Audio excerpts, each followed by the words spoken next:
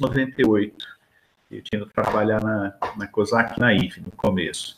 E havia esse revisor, e ele era uma pessoa sofrida, sabe? O rapaz era magro, era sofrido, a revisão é um trabalho duro, revisão é um trabalho muito meticuloso, e a remuneração é sempre baixa, não tem jeito, é trabalho. E nesse poema, eu dizia um pouco, punha na voz desse revisor, eu vivo de literatura, alguma coisa, e alguém perguntava, se você não escreveu nenhum livro, como é que você pode dizer que vive de literatura? Aí ele dizia, uma página está cheia de sinais invisíveis, né? Só a eles respondo. Era um pouco essa ideia de que o professor, ele tem aquele que está vocacionado, ele entra dentro do livro dos sinais invisíveis de um livro. Para que um livro exista, há muitas camadas, né? Até o texto chegar à tona. Um pouco esse conceito ampliado de literatura, né? Você não vive diretamente, o poeta não vive dos poemas que ele não vende, né? Ele os poemas não são vendáveis, vendíveis, mesmo o livro não vai... Mas você vive de coisas, vamos dizer, desse campo ampliado. Mais um pequeno devaneio, assim, no tempo da faculdade, eu era muito crítico com os meus professores quando eu fiz letras, porque ensinando literatura, não propriamente fazendo literatura, era lá com os meus 19, 20 anos, eu era muito crítico. Eu demorei para entender o seguinte, eles estão perto das coisas que eles verdadeiramente amam. Professor de literatura, alguém que, quando ele está imbuído daquilo, é alguém que ama a literatura.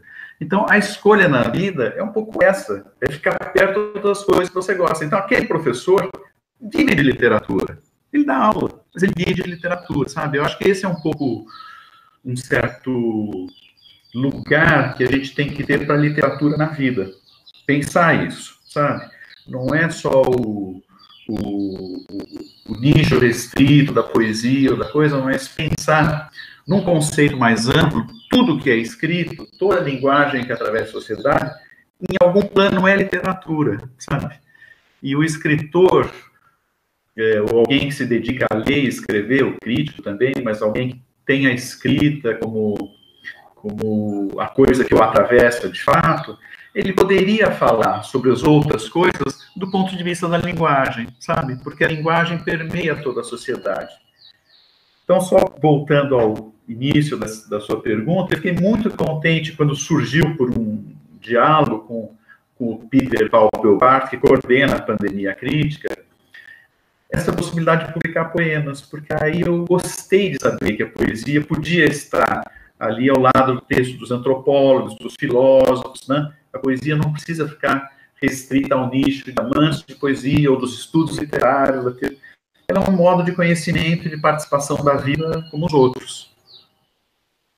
Ótimo.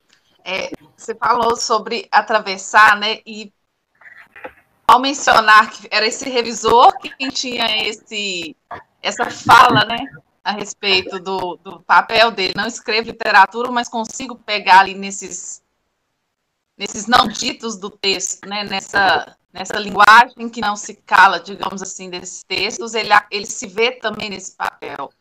E isso, como que isso é incrível, você pega isso e vira um poema, né? Um poema foi escrito lá atrás, hoje a gente está aqui discutindo sobre ele. Né?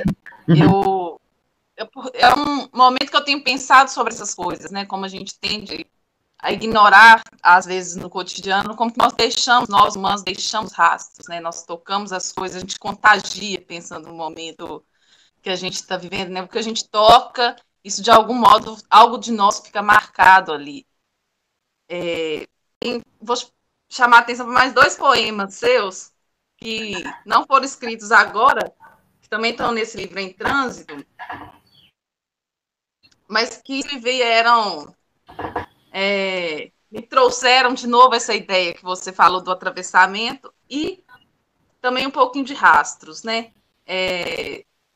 São poemas que remetem imediatamente, me parecem, a Baudelaire, né? Os primeiros poemas desse Em Trânsito são títulos que a gente encontra, né, eu não sou estudiosa da poesia, tá? Minha formação é muito, embora tenha o Drummond aí no nome, é só um fingimentozinho. Qual que é a sua formação mais? A minha formação é mais em ficção, na parte narrativa mesmo. Né? Eu estudo literatura mesmo, mas eu acabei me especializando mais em contos e romances. Então, é claro que eu sempre leio poesia, tem uma aproximação, mas ela é mais lateral, assim. E esses poemas que me chamaram a atenção são o Transeunte e o Outro Transeunte. Eu vou ler rapidinho, se você permite. Transeunte. Passos são rugas, deixam marcas na rua. Marcas levíssimas, quase ninguém vê.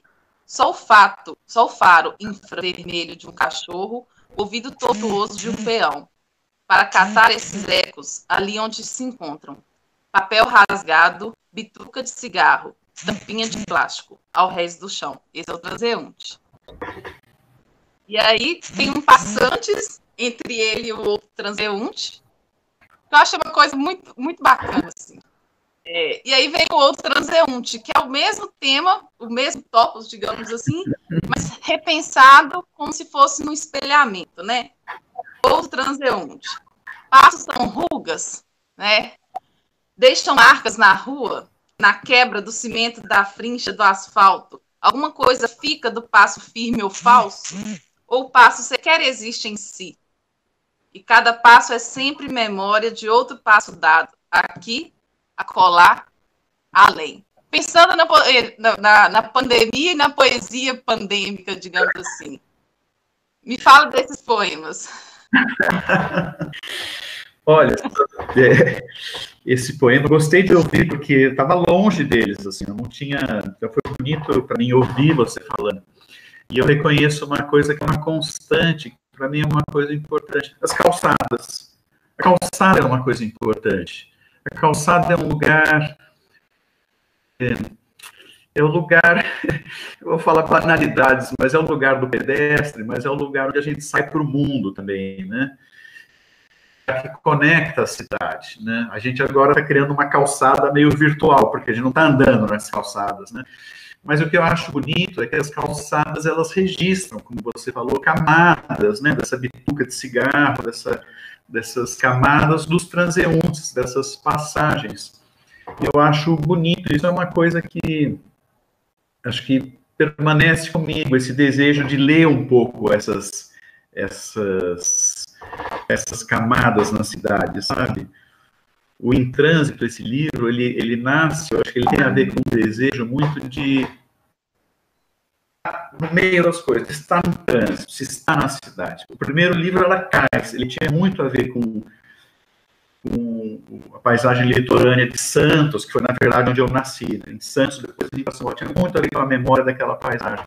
O Em Trânsito é um desejo de estar na cidade, na rua, parecem os meios de transporte, ônibus, trem, carro, calçada.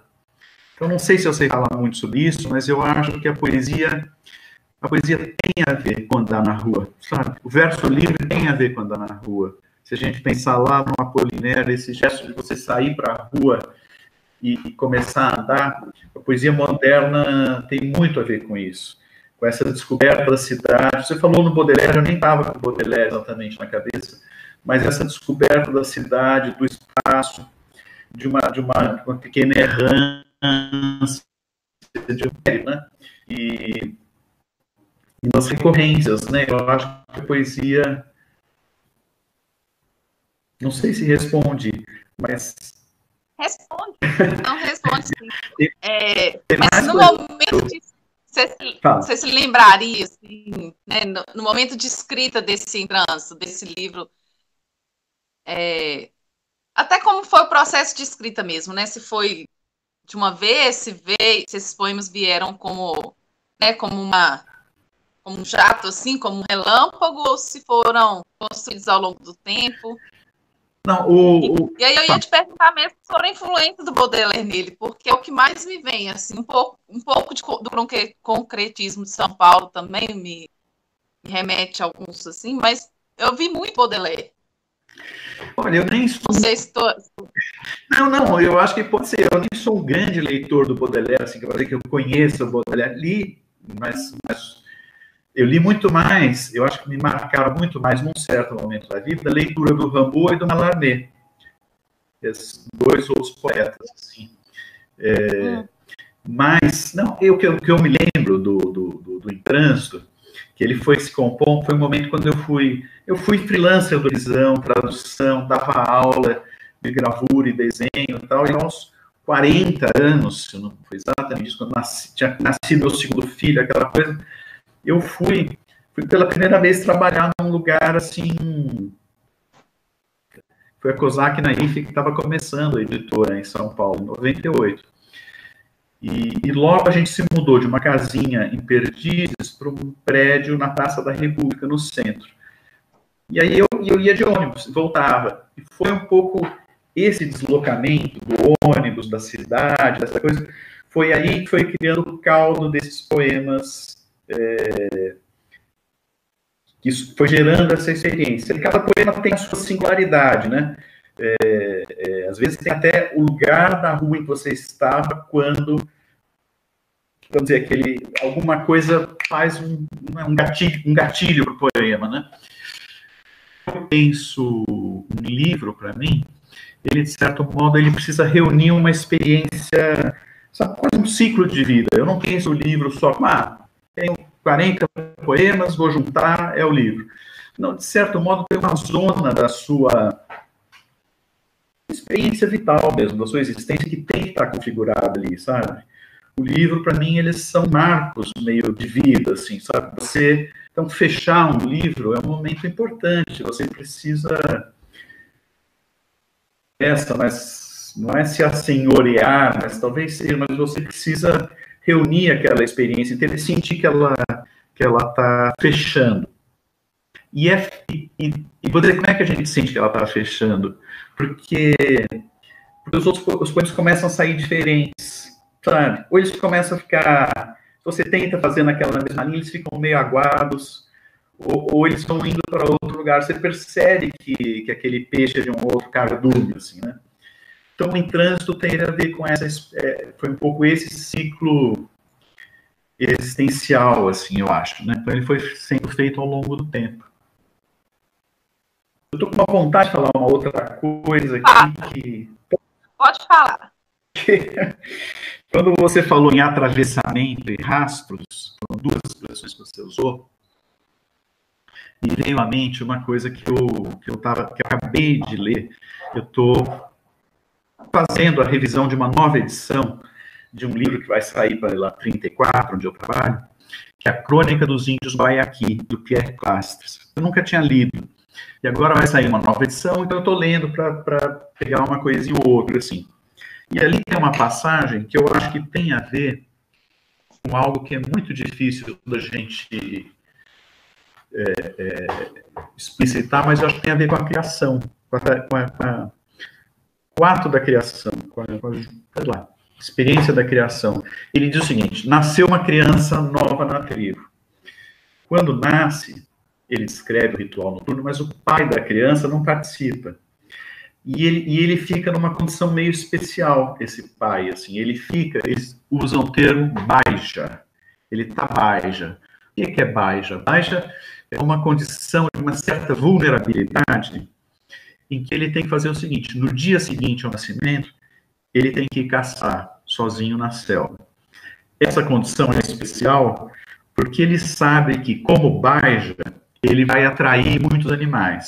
Então é propício para a caça. Mas ele vai atrair também muitos jaguares, muitas onças, então, e é perigoso. Se ele não for capaz de caçar uma presa, ele se torna presa dos jaguares. Então, ele descreve de um jeito muito bonito. Classes se refere a esse guerreiro que está indo caçar, Chajuji, alguma coisa assim. Ele fala assim: ele anda à frente de si mesmo.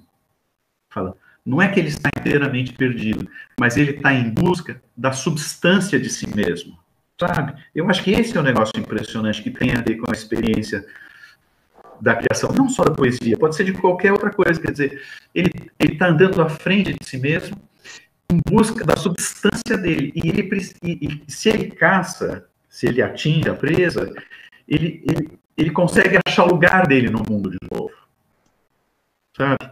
Se ele não atinge a presa, se ele não faz o poema, não faz o quadro, não faz o quê, ele está sujeito ao não ser, a ser jogado para não ser. Então, eu acho que é um pouco essa experiência que tem a ver na criação de um poema, é a passar essa caça no sentido de você, não é? Você vai em direção a construir alguma coisa que tem a ver com o seu ser, o ser dos outros, o ser do mundo, e se aquilo acontece, ufa, pimba, o mundo continua a existir, as coisas se reafirmam, então você pode voltar para a aldeia.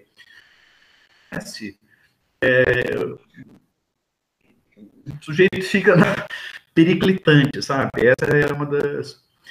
Então, você falou em rastro e atravessamento, e eu acho que tem a ver com a matéria da criação, sabe? Eu acho que a criação é um pouco essa condição de você ir em direção a alguma coisa, você vai se guiando pelos rastros de animais e sendo atravessado por aquilo, assim.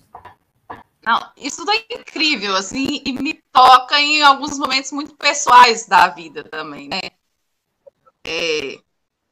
A figura desse pai que você relatou, a ideia da criação.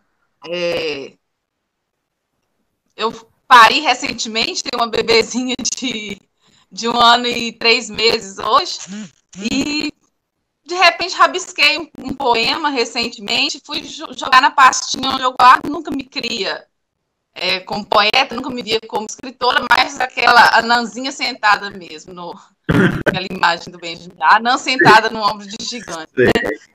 E aí, quando eu fui guardar na pastinha, eu vi que tinha mais um tanto lá e resolvi dar uma checada naquilo.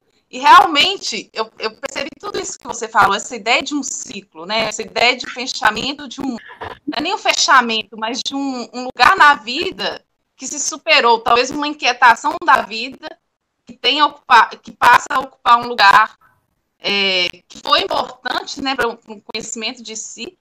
E esse conhecimento de si, eu gostei muito do que você falou, essa vulnerabilidade, ele vai à frente, né? Esse pai que vai na floresta, ele vai à frente, mas para encontrar o que não está fora, né? Mas ele precisa desse espelhamento, de algum modo, para encontrar essa substância. Então, a poesia, embora seja quando parece que a ideia dela é calar mesmo, né? Calar para recuperar o que não se pode falar. E só que a gente não pode falar de outro modo a não ser falando, né? Então, fica nesse espaço. Você falou que eu gostaria de falar mais a respeito, se você me permitir. Por favor. Esse espaço da vulnerabilidade, né, na poesia. Tem muitos teóricos já falando disso, né? Eu tento chamar isso de uma ética é um pouco mais boa esse termo, né? Cuidado. Você está me ouvindo? Estou te ouvindo. Fugiu? Alguns pensadores vão falar em vulnerabilidade, a Judith Butler vai falar em vida precária, mas tem vários... Isso está muito presente hoje na crítica atual, do homem se reconhecer como um ser frágil, né, como um ser dado, de algum modo, dado à morte, né, como um ser não invencível. E essa crônica dos índios que você falou, Guaiaquis, né? Guaiaquis. Isso me pareceu muito dialogar com isso diretamente, né? No momento de mais vulnerabilidade, você parte para encontrar você mesmo, né? Como que é isso no processo da escrita de poesia? Eu acho que tem uma coisa paradoxal aí nessa caminhada desse eu não quero nem fazer que seja a figura do pai ou masculino. No caso porque são as circunstâncias rituais, do ritual, né? Mas é curioso, ele está vulnerável, mas ao mesmo tempo é uma situação de poder, sabe? Quer dizer, porque ele está atraindo muitos animais, ele sabe que aquele universo que ele está pisando é vivo e é perigoso. Tem tanto o alimento como tem o jaguar que pode ser o predador dele. Então, é esse tipo de abertura, vamos dizer assim, abertura até da identidade, no fundo. No fundo é isso, ele abre um pouco, abre mão da identidade própria para poder olhar para poder ser atravessado por essa coisa maior. Mas isso tem também um ganho de poder, né? Então é uma vulnerabilidade e um ganho de poder, assim, poder, não sei, poder com experiência, poder com capacidade de como é que se fala? Os seus tentáculos irem mais longe, é só isso, né? Da sua percepção ir mais longe, né? E fugiu, mas fala, depois a gente retoma isso. É nesse sentido mesmo, né? Esse poder da vulnerabilidade, e pensando isso na poesia, que seria uma espécie de reconhecer esses espaços também, né? Esses espaços que a gente ainda não colonizou, digamos assim, por essas ideias de duplo, né? Por esses ideais que a gente tem de força, de vida, de construção. Também um espaço talvez mais forte de desconstrução dessas imagens que a gente recebeu ao longo da vida, né? E de um retorno nesse momento de fragilidade a algo que habita ainda, né? Que está ali, que de certo modo estava negligenciado, digamos assim. Essa substância de si mesmo, seja lá o que seja essa substância, mas uma tentativa de encontro dessa substância, né? Eu acho que a melhor coisa, assim, é você descobrir em você uma coisa que você não sabia, não é isso?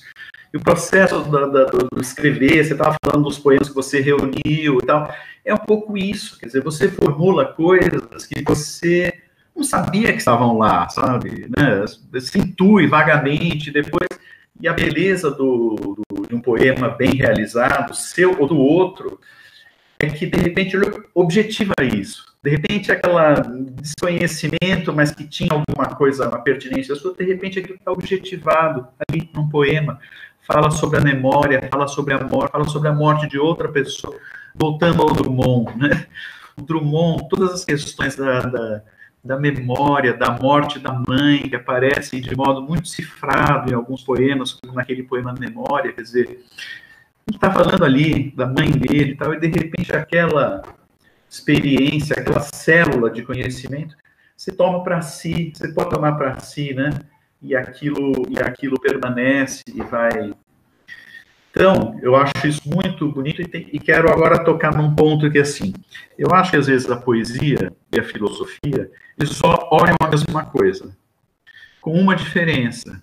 Eu tenho a impressão que a filosofia, que se vale dos conceitos, que são grandes ferramentas, mas a filosofia diz mais ou menos assim, olha, isso que você está procurando está lá, 200 metros, você vira à direita, tem uma construção, você passa, não é, está lá, isso está lá.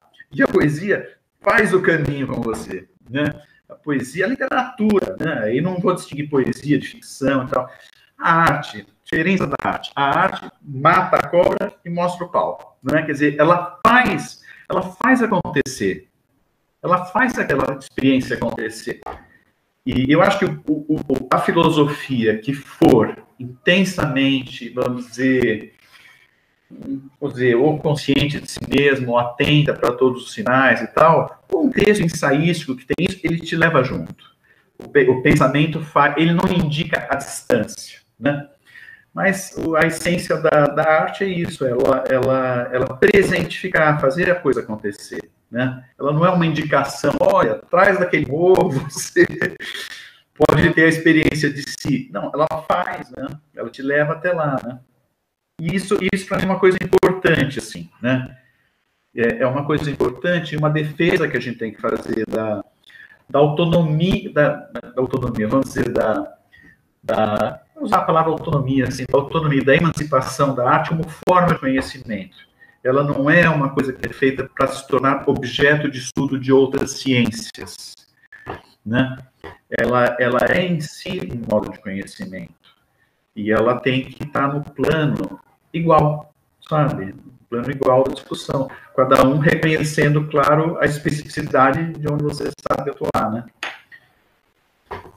Não, fez sentido? Total. Eu me lembrei, você falando do paralelo da filosofia com a literatura, da professora chama Marie Gagneman, uma palestra que ela deu na UFOP, né, a Federal de Ouro Preto, né, onde eu me formei. E aí ela leu uma parte de Proust e fala, escrevam não sei quantos livros de filosofia, nenhum vai dar conta disso. Né? Tem algo que escapa à filosofia, né? Tem algo que, por mais incrível que seja a filosofia, principalmente essa filosofia mais ensaística também, né? Que se permite, de certo modo, afetar-se, né? Por essas questões da arte, há um limite do que o conceito pode fazer. Isso me parece muito claro. Assim, o conceito ele tem um limite. E esse limite não existe. Pelo menos se ele existe, ele é a barreira que me parece que a literatura tenta quebrar o tempo todo. Né? Tenta quebrar algo que sempre resta. Né? Algo que nenhum conceito dá conta de fechar. E esses restos, né? esses rastros, né? Esses atravessamentos, como a gente estava falando, aquilo que sobra na calçada, ainda que seja uma cusparada, né? Isso resta. Empolguei com a sua fala. Sabe que, não, nessa mesma linha, um livro que me marcou muito foi o Muitas Vozes, do Ferreira Goulart, sabe? Porque, tanto por essa ideia do muitas vozes, né, de que é isso mesmo, são muitas coisas que você ouve, você não precisa buscar uma unidade de uma única elocução, né?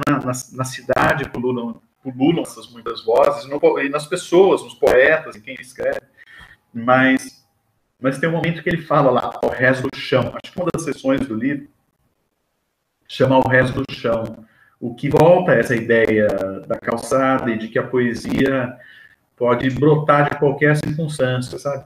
Eu quero contar um depoimento sobre isso, porque para mim foi importante. Eu tinha muita dificuldade de ler poesia em voz alta. Sabe que o poema era uma coisa tão secreta, uma experiência tão, né, particular, tinha muita dificuldade de... E uma vez eu estava com amigos, os filhos eram pequenos, era um grupo de amigos, estávamos passando férias juntos, ninguém era da literatura, as pessoas faziam outras coisas, dois amigos conversando, e aí eu estava no chão, lendo o Muitas Vozes. E aí alguém parou e falou, o que você está lendo aí? Eu falei, estou lendo mais um poema, Barra Pesada. Aí o cara falou, Barra Pesada? O que é Barra Pesada? Aí eu li aquele poema do Goulart que é o Visita.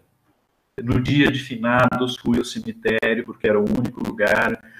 Poema absolutamente comovente. Você tem ele fresco na cabeça? No final, não está fresco, não. Eu lembro de já ter lido, mas não está fresco, não. Ele vai ao cemitério. No final, fui ao cemitério porque era o único lugar do mundo onde eu podia comprar, alguma coisa assim.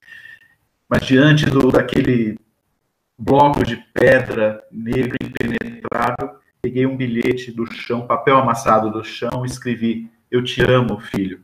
Pus em cima da pedra lá e saí soluçando. De corta, de cima a baixo. Aí eu li em voz alta. E aí trouxe um silêncio na conversa, sabe? Quer dizer, aqueles amigos que um era arquiteto, o outro trabalhava na administração de empresas, coisas muito diferentes. O que é Barra Pesada? Eu li aquilo calor, sabe? Quer dizer, a poesia conseguiu entrar no cotidiano e cavou um lugar.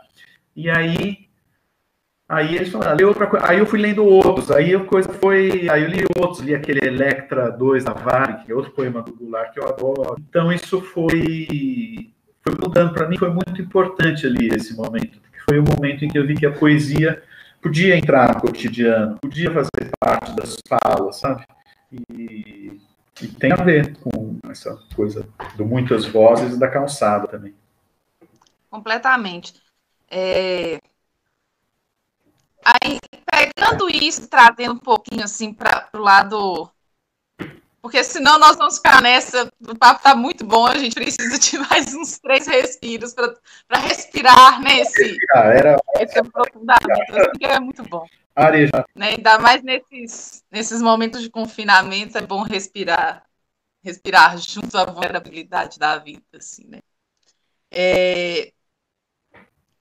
Você falou, tem um lugar, a poesia pode ter um lugar no cotidiano, né? Eu acredito que talvez alguns alunos meus assistam a nossa entrevista eu me peguei, assim, eu trabalho num instituto técnico, né, o Cefet, e ali há muitos alunos com esse interesse na escrita, com esse interesse na poesia, com esse interesse, leem muito mais do que eu imaginava. É uma prática diária, é uma prática cotidiana, mas vem também, junto com essa prática cotidiana, aquilo que também é muito comum, eu vejo comigo e com meus colegas de pós, né? Que lugar nos cabe numa terra de Drummond, numa terra de Clarice Lispector, numa terra já tão habitada, tão bem vivida.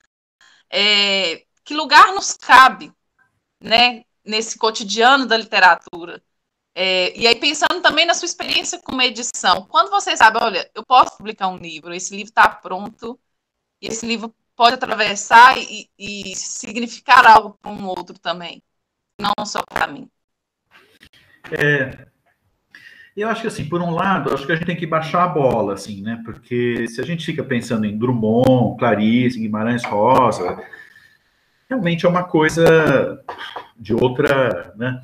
E a gente não pode deixar que vamos dizer, esse panteão da literatura, o patamar da literatura consagrada, entre nessa experiência, nessa busca que é tão... Vamos voltar à busca do cara que entrou na floresta para achar... Aquilo é o centro da experiência do escritor, sabe? Ele não pode ser a preocupação, o lugar que eu vou ter no panteão literário, na história literária, nessa coisa. Isso são perguntas que vêm até nós, todo mundo as recebe, mas que a gente tem que saber dispensá-las. Sabe uma coisa que eu acho fundamental para o escritor, para o artista, é saber que perguntas interessam, sabe? Quais são as perguntas que movem ele ao trabalho, sabe? E quais são perguntas que te distraem do trabalho? Então, se você ficar perguntando que lugar você tem na história da literatura, não sai nenhum trabalho daí, no meu modo de ver. Mas se você vai ao encontro das questões que te provocam de uma maneira muito intensa, que são questões formuladas também na literatura por outros, mas que você absorve, tenta dar uma experiência própria, levando em conta a sua vida, o lugar que você vive, a cidade, as pessoas, tudo. Então, você torna isso concreto, né? Eu acho que eu lembro dessa frase, tudo que um artista precisa é de poemas concretos, é de problemas concretos, não do concretismo, não, problemas concretos, você tem que resolver aquele poema, você tem que resolver aquela inquietação da sua vida, e aquilo é uma maneira... Então, é um pouco assim que eu acho que a gente tem que lidar com o horizonte da grande literatura, para isso não... para que isso não entre, não atrapalhe a sua experiência de fazer. E, claro, olhando para eles sempre e se alimentando daqueles poetas, daqueles artistas com quem você tem afinidade, porque essa é uma pergunta boa. Eu gosto, às vezes, de usar paralelos de outras artes, assim, né? Então, para falar de literatura, às vezes é bom a gente mudar. E eu me lembro do Guild, do gravador Oswaldo Guild. Alguém perguntou para ele como é que devia ser o desenvolvimento dele, de um artista. Ele falou, olha, procura alguém com quem você tem uma grande afinidade. Não tem problema você trabalhar naquela... Parece que você sumiu, congelou ou não? Parece que sumiu. A sua imagem fugiu também, mas eu estou te ouvindo. Eu vou só completar o raciocínio. Sim, não, pode continuar. Em suma, o que o Guild dizia era: procura um artista com o qual você tem grande afinidade, trabalha nisso e a sua voz, de algum modo, sai e junta isso com as questões da sua própria vida. Ana, eu acho que sumiu, não estou te vendo. Eu também não estou... Agora está voltando. Voltou. Voltou, não sei em que momento nós paramos. Não, mas o som continuou bem, me parece. E falei talvez do tenha chegado... Então tá bom. Então tá bom. Então, por que eu... porque isso, porque a gente... Você viu todo lugar da literatura, né? é isso, não deixar nessa rapaziada que você falou que tem interesse, a gente aprende com os grandes, mas tem que manter essa outra pergunta um pouquinho, não deixar ela interferir na sua relação íntima com o escrever e com o ler. O que eu penso. Não, foi muito boa sua colocação mesmo, porque esses panteões tendem a nos... Pode ter uma tendência a desativar, né, em vez de ativar aquilo. Pode trazer. Exatamente, a gente precisa lutar contra isso, assim, é uma coisa... E só um parênteses pequenininho, assim. Você falou do lugar... Sim, passa. do lugar que eles leem muito e do que o... Foi a experiência que eu tive com Ana Karenina. Eu comecei a ler Ana Karenina, eu falei, não vai dar para ler no meio do semestre, com todas as coisas, é um livro para eu ler nas férias, né? Então, eu comecei a ler 10, 15 páginas, e sabe o que aconteceu?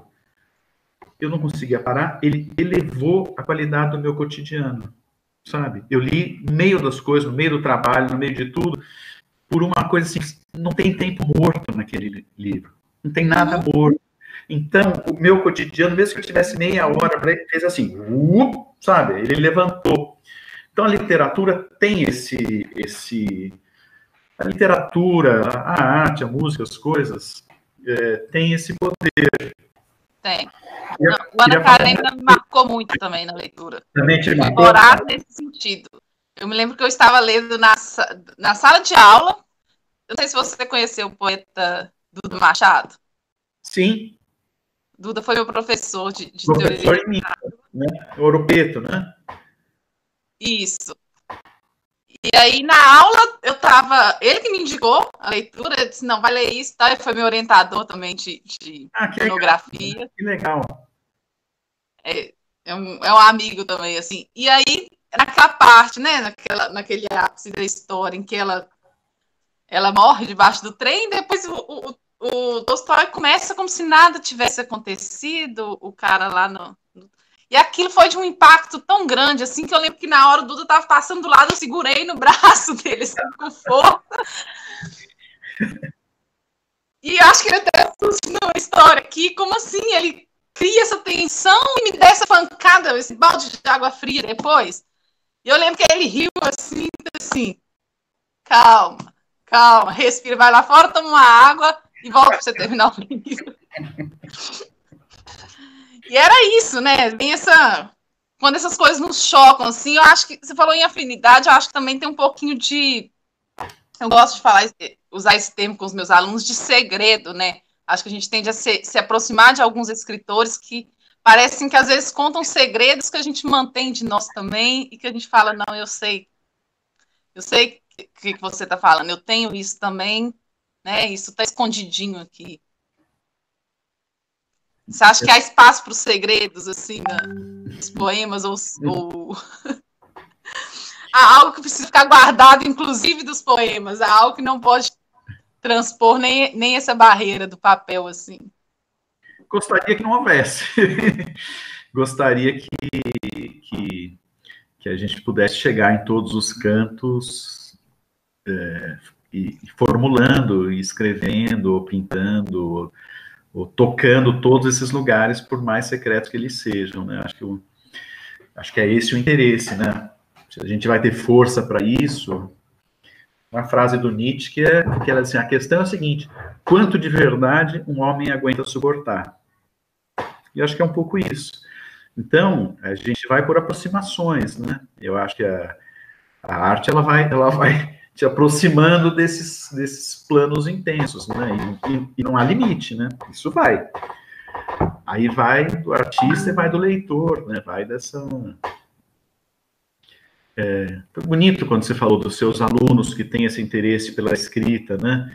Porque eu acho que tem um plano do escrever, assim, de até não pensar na história da literatura, nem nada, mas pensar nisso como... Eu acho assim, tem grandes rios, né, assim, na história, vamos dizer, dos humanos, assim, né? Tem gente que tem uma sensibilidade para a música incrível, e o som e aquilo, a pessoa vai por ali, tem gente que vai para outros lugares, tal.